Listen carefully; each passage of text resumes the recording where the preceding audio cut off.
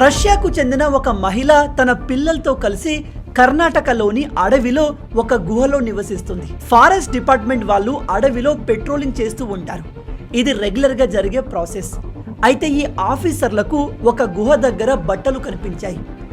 ఆ గుహ లోపలికి వెళ్లే ఎంట్రన్స్ లో ఈ విధంగా బట్టలు కట్టి ఉన్నాయి. లోపలికి వెళ్లి చూస్తే ఒక రష్యా మహిళ తన 2 పిల్లలతో అక్కడ చాలా ఏళ్ల నుంచి ఉంటుంది. ఈమె 2016లో మన ఇండియాకు వచ్చింది. 2017లో ఈమె వీసా ఎక్స్పైర్ అయింది. మళ్ళీ దాన్ని ఆమె రెన్యూ చేయలేదు.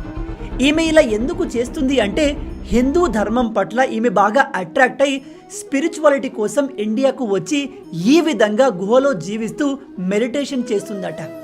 ఆ గుహలో ఒక శ్రీకృష్ణుడి విగ్రహం కూడా ఉంది. ఈమె ప్రతిరోజు ఆ విగ్రహానికి పూజ చేస్తుంది. ప్రజెంట్ ఈమెను పోలీసులు కస్టడీలో తీసుకుని ఒక ఆశ్రమంలో చేర్పించారు. అక్కడి నుంచి ఈమెను రష్యాకు తిరిగి పంపే ఏర్పాట్లు మొదలుపెట్టారు.